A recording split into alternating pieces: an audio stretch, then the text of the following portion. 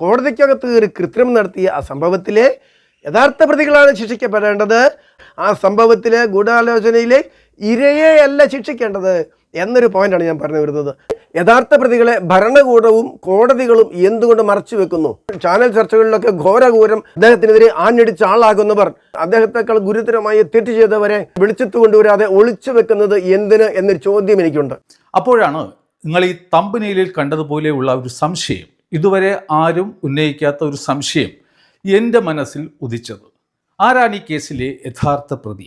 ആന്റണി രാജു ചെയ്തതും തെറ്റ് തന്നെയാണ്. പക്ഷേ അദ്ദേഹത്തെ ചെയ്യിപ്പിച്ചത് ആര് എന്നത് മറച്ചു വെച്ചുകൊണ്ട് അദ്ദേഹത്തെ തന്നെ ഇരയാക്കി വേട്ടയാടുമ്പോൾ വിവരമുള്ളവർ ചോദ്യം ചെയ്യണം. സാക്ഷി വിസ്തരിക്കുന്ന വേളയിൽ ഈ കുഞ്ഞിരാമമേനോൻ ചോദിച്ചു, നിങ്ങളുടെ ഈ തൊണ്ടി മുതലായ ജട്ടി അഥവാ ഈ പ്രതിയുടെ ശരീരത്തിൽ ഇട്ടാൽ അത് അദ്ദേഹത്തിന് യോജിക്കുന്നതല്ല എന്ന് ഞാൻ പറഞ്ഞാൽ നിങ്ങളുടെ അഭിപ്രായം എന്തായിരിക്കും? ഈ കാര്യം ബഹുമാനപ്പെട്ട സെഷൻസ് കോടതി അന്ന് രേഖപ്പെടുത്തുകയും ചെയ്തു. കേസിന്റെ വക്കാലത്ത് ഒപ്പിട്ട് വാങ്ങിയിരിക്കുന്നതും അവിടുത്തെ പ്രമുഖ വക്കീൽ തന്നെ സെലിൻ വിൽഫ്രഡ്. അദ്ദേഹത്തിന് ജൂനിയറായി രണ്ടോ മൂന്നോ പീക്കിരി വക്കീൽ കുഞ്ഞുങ്ങളുണ്ട്. സ്വന്തമായി കേസ് നടത്താൻ പ്രാപ്തിയാകാത്ത കേസ് ഫയലുകളൊക്കെ എടുത്തു കൊടുക്കുകയും ആബ്സെന്റ് ഉള്ളപ്പോൾ കോടതിയിൽ പോയി ആബ്സെന്റ് അറിയിക്കുകയും മാത്രം ചെയ്യുന്ന ഡ്യൂട്ടിയുള്ള 3-4 കൊച്ചു വക്കീലന്മാർ, ജൂനിയേഴ്സ്.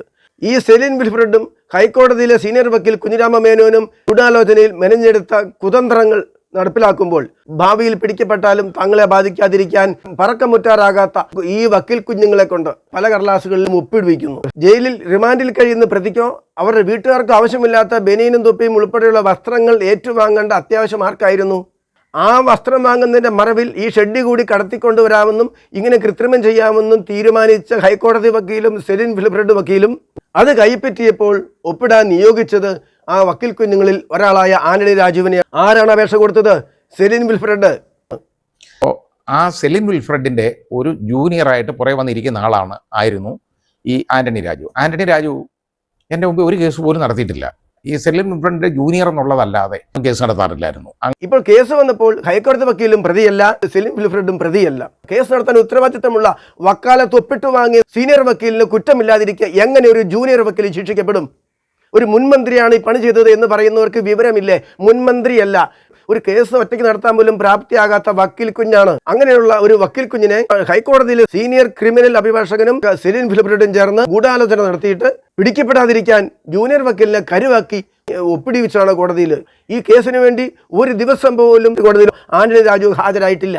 അപ്പോൾ സീനിയർ വക്കീൽ പ്രതിയാകാതെ എങ്ങനെ ഒരു ജൂനിയർ വക്കീൽ പ്രതിയാകും? എനിക്ക് അയാളെ PR വർക്കൊന്നുമില്ല. എല്ലാവരും കൂടി വളഞ്ഞിട്ട് ആൾക്കൂട്ടത്തിൽ നടത്തുമ്പോൾ സാമാന്യ ബോധമുള്ളവർ ചിന്തിക്കണം.